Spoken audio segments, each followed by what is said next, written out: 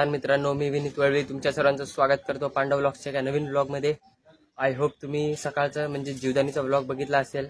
तर आताच मी उठून आंघोळ वगैरे करून आलेलो आहे बाहेर। तर आता आम्ही जाऊ थोड्या वेळामध्ये मांडवामध्ये दादाच्या हळदीसाठी आम्ही व्यवस्थापन करण्यासाठी थांबलेलो आहेत। आता आमचा बॉस गेलेला आहे घरामध्ये, आकाश बर्थडे बॉय, तो तयारी करून येईल, मग आम्ही पण तयारी करून पटकन लगेच जाऊ मांडवामध्ये।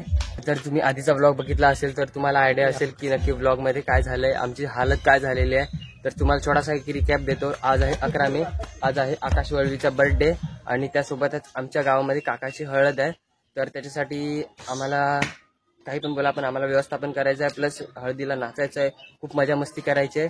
तर त्याच्यासाठी खतरनाक धावपळ होणार आहे। सकाळीच आम्ही जीवदानीला गेलेले, तो ब्लॉग तुम्ही नक्की बघितला असेल तर चांगलीच गोष्ट आहे, नसेल बघितला तर डिस्क्रिप्शनमध्ये लिंक देतो, जाऊन बघा, तर तुम्हाला माहिती पडेल आमची काय हालत आहे। आता पण हलके हलके पाय थोडे थोडे दुखत आहेत, पण ठीक आहे, तरी सुद्धा आम्ही नाचू खूप जोरदार।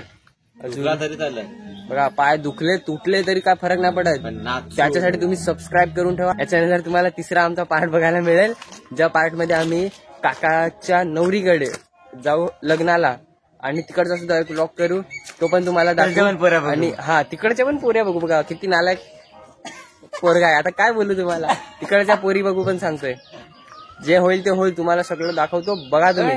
गाईज तुम्ही बघू शकता, हे इथं लागला इस्त्री करा, यो इथं उघडा पहलवान, यो इथं उघडा पहलवान। अजून आमची तयारीच चालली, टाइम झालेला आहे, आजची तर टाइम झालाय 8:45 आणि अजून आम्ही तयारीच करतोय। तर गाईज आम्ही आता आकाशचा केक कापत आहे आणि त्याच्यानंतर आम्ही जाऊ आता हळदीला। तर बघा तर फटाफट ब्लॉग, जाम मजा करतोय आता मी। तर गाईज आता आमची तयारी झालेली आहे आणि आम्ही आता जातो लगेच हळदीला। सर्वजण बघू शकता, पटकन तयारी झालेली आहे। आकाश तिथे बुटा घालतो, पटकन जातो। व्यवस्थापन असून आम्ही तिकडे लवकर नाही गेलो, थोडीशी लाज तर वाटते, बट ठीक आहे, आता जाऊन सर्व आम्ही पटापट कारभार सांभाळू। आणि जर तुला काय बोलायचंय शेव, हा माझा भाचा, तू काय बोलायचंय शेव सांग।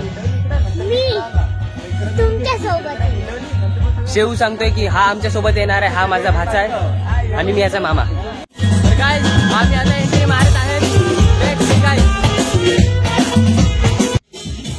गाईज मागे जेवायच्या मांडवामध्ये आकाश आणि बाकीचे सर्वजण लागलेले आहेत जेवणाची व्यवस्था करायला, ते सर्व मी दाखवतो तुम्हाला, तोपर्यंत तुम्ही ह्यांचा डान्स बघा, त्यानंतर मी भेटतो तुम्हाला थोड्याच वेळात।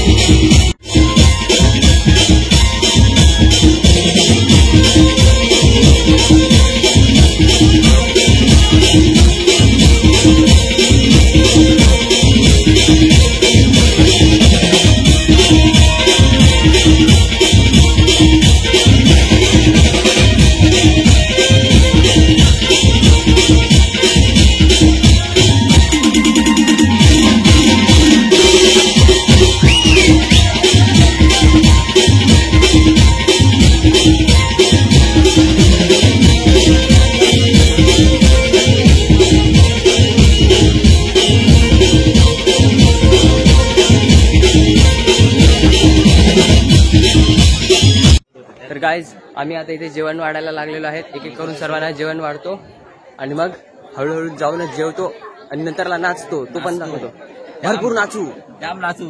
तर गाईज आता आम्ही जातो, जेवतो आणि लगेच जातो नाचायला।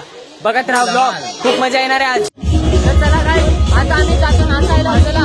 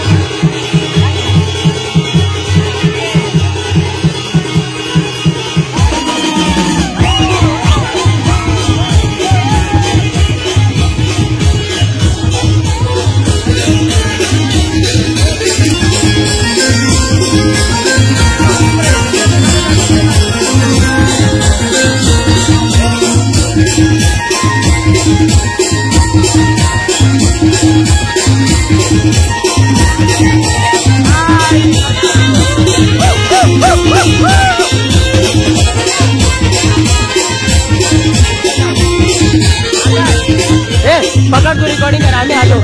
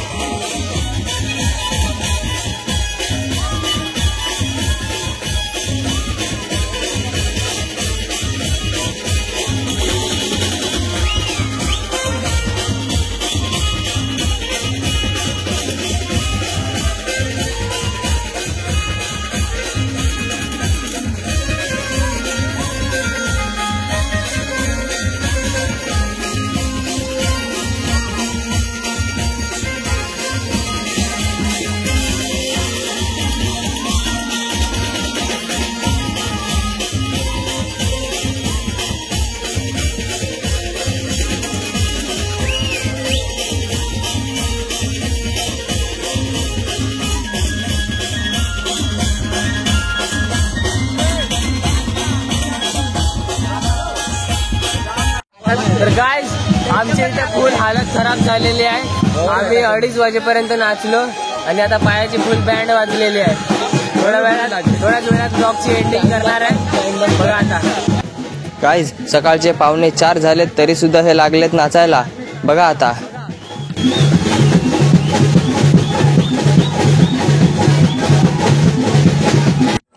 तर गाइस सकाळचे 4 वाजले. आमची नाचून नाचून फुल हालत खराब झाली. पूर्ण डोक्यापासून ते पायापर्यंत पूर्ण घामाघूम झालो.